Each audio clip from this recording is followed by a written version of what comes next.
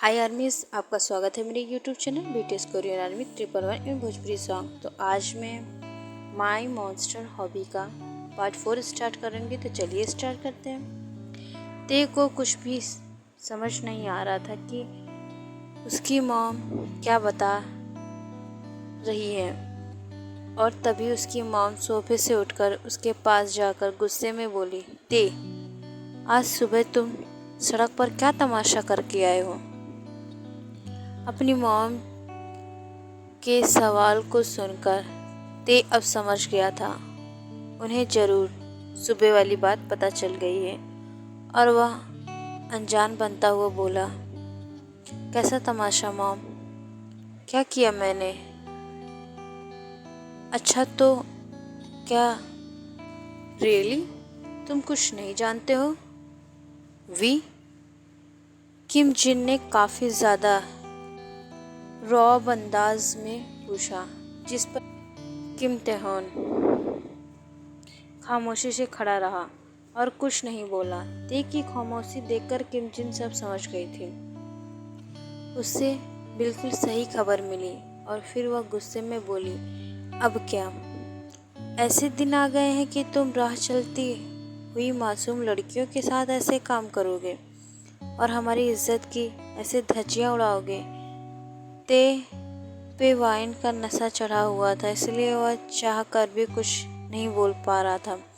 और फिर किम जिन एक बार फिर बोली, आज तुम्हारी वजह से एक लड़की पुलिस थाने में गई तुम्हारे खिलाफ रिपोर्ट लिखवाने। वो तो अच्छा हुआ कि हमारी गाड़ी का नंबर यहाँ हर कोई जानता है, और गाड़ी का नंबर सुनने के बाद कांस्टेबल ने रिपोर्ट नहीं लिखी और साथ ही हमें कॉल करके बता दिया, नहीं तो पता नहीं क्या होता कि इस टाइम पुलिस स्टेशन में होते तुम और पुलिस हमारे घर आती, खानदान की इज्जत मिट्टी में मिल चुकी होती।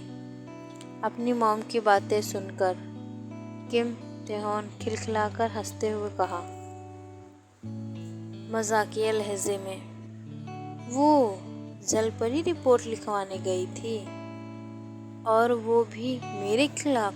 देखने में तो बिल्कुल मासूम लग रही थी, और उसका इरादा इतना खतरनाक। उस जलपरी, बाप रे, ये कोई मजाक की बात नहीं है। वे तुम कुछ भी करते हो, हर रात अलग अलग लड़कियों के साथ बिताते हो, लेकिन मैं तुम्हें कुछ नहीं कहती, क्योंकि मैं तुम्हारी रियलिटी जानती हूँ कि तुम ऐसा क्यों करते हो। लेकिन राह चलती लड़की के साथ बदतमीजी करने में की क्या ज़रूरत थी? किम जिन एक सांस में ही काफ़ी कड़क आवाज़ में बोल दी। किम तेहॉन, जो अभी तक मजाक करने के मूड में था, अब वो मॉम की बातें सुनकर एकदम से इमोशनल हो गया, और फिर काफ़ी इमोशनल होके बोला, जब आप सब जानती हो तो मुझे क्यों पूछ रही हो कि मैंने ऐसा क्यों किया? मैं सच बताऊं तो मुझे खुद ही नहीं पता मैं कब क्या करता हूँ। यह कहते हुए वो अपनी मॉम के पास गया और उसके गले लगकर रोने लगा।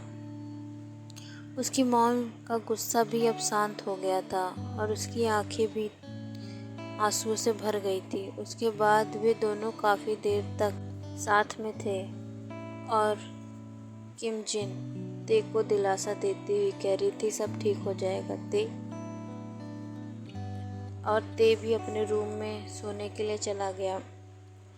ते ने इतनी पी हुई थी कि अपने बिस्तर पे जाते हुए वो सो गया।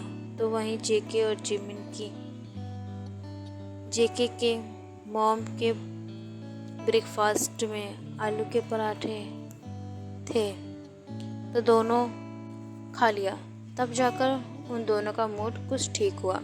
तो जिमिन भी अब बाय बोल के अपने घर चली जाती है। जेके अब अपने रूम में अकेली थी, और फिर वो बारिश से होने वाली ठंडक की वजह से ब्लैंकेट ओढ़कर लेट गई। कुछ ही देर में जैसे ही जेके की आंख लगी तो उसने खुद को एक अंधेरे कमरे में पाया, और फिर आसपास देखते हुए खुद ही से बोली, अभी अभी तो मैं अपने घर में अपने रूम में थी, फिर मैं अचानक यहाँ कैसे आ गई। पता नहीं यह कौन सी जगह है और यह इतना अंधेरा क्यों है। खुद से ही बातें करती हुई जेके उस अंधेरे में से बाहर निकलने की कोशिश करने लगी। उसी पर किसी ने वहाँ लाइटर जलाया, जिससे रूम में हल्की सी रोशनी होने लगी। तभी जेके ने उस रोशनी को देखा तो ठीक उसके सामने कोई और नहीं बल्कि किम तेहॉन ही खड़ा हुआ था।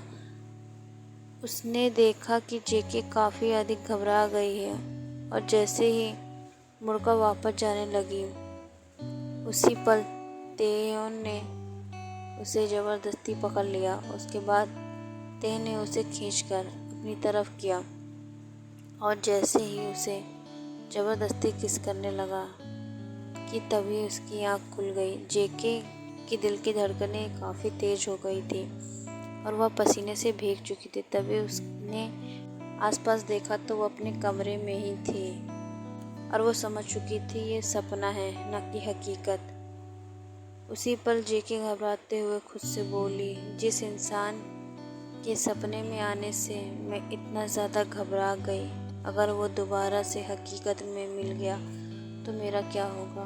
खुद से ये सवाल करने के बाद जेके अब और भी ज़्यादा घबरा गई। फिर हाथ जोड़कर बोली, हे भगवान, बस ऐसा कभी हो ना, वो लड़का मेरे सामने कभी ना आए।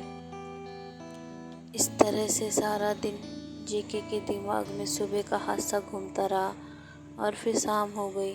जेके चाह कर भी उस हादसे को नहीं भूल पा रही थी और जिस तरह से उसे घर में बैठे हुए एक हफ्ता बीत गया। इस एक हफ्ते में ना तो वो बाहर गई थी और ना ही कॉलेज और ना ही किसी से फ़ोन पे बात की थी। उसके दिमाग में हर पल सिर्फ किम तेहॉन के साथ पहली मुलाकात घूम रही थी, लेकिन वक्त के साथ वह नॉर्मल होने लगी। फिर एक दिन सुबह अचानक से ही जिमिन उसके घर आ गई और उसे समझाते हुए, जेके, इतने दिन हो गए हैं तुम कॉलेज नहीं जा रही हो और तुम्हारी वजह से मैं भी नहीं जा रही हूँ, इसलिए अभी उठो और रेडी हो जाओ। तभी वहाँ जेके की माँ मिसेस जॉन और जेके के पापा मिस्टर जॉन आ जाते हैं और फिर मिसेस जॉन ने जेके से कहा, जेके बेटा, तुम्हें क्या हो गया है? तुम्हें तो कॉलेज जाने के लिए काफ़ी एक्साइटमेंट थी, तो फिर तुम इतने दिनों से क्यों नहीं जा रही हो? इससे पहले कि जेके को जवाब देती मिस्टर जॉन बेहद प्यार से बोलते हैं, तुम्हें पता है ना, कुछ दिनों से मेरी डॉल की तबीयत ख़राब है, उसे सिर दर्द हो रहा है, तो बस इसी वजह से वो नहीं जा रही है। अब तुम भी उसे जाने के लिए फोर्स मत करो। जब उसका मन करेगा, जब उसकी तबीयत ठीक होगी तो वो जाएगी। मिस्टर जॉन जेके के पिता और साथ ही एक बड़े बिल्डर भी थे। जेके का एक छोटा भाई भी था जिसका नाम शिवांश, जो फिलहाल स्कूल गया हुआ था, लेकिन जेके के पापा मिस्टर जॉन का अपनी बेटी से कुछ अलग ही लगाव था, या यूँ कहें कि उनकी जान बसती थी। जेके में जिमिन के घर आने के बाद जेके को फील हुआ, मुझे भी अब उस हादसे के बाहर आना चाहिए और कॉलेज जाना चाहिए और अपना ध्यान स्टडी में देना चाहिए। ये सोचते हुए जेके ने आज कॉलेज जाने का फैसला किया और रेडी होकर कॉलेज के लिए चल दी। आज जेके ने वाइट कुर्ती और ब्लू जीन्स पहनी हुई थी, जिसमें वो बेहद प्यारी नज़र आ रही थी। जिमिन आज भी अपनी गाड़ी लाई हुई थी। फिर वे दोनों एक बार फिर से कॉलेज के लिए निकल गए।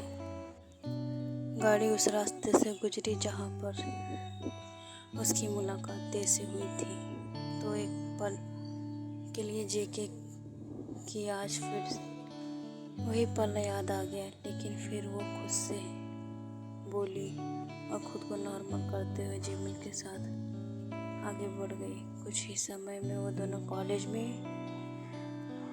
एक बड़े गेट से एंटर किए और दोनों ही आज पहली बार कॉलेज आने के लिए काफ़ी ज़्यादा खुश थे। तभी जिमिन कॉलेज में चारों तरफ अच्छे से देखते हुए एक्साइटमेंट होते हुए बोली, फाइनली आज हम कॉलेज आ ही गए और हम लोगों का सपना भी पूरा हो गया। चल अब कॉलेज के अंदर चलते हैं।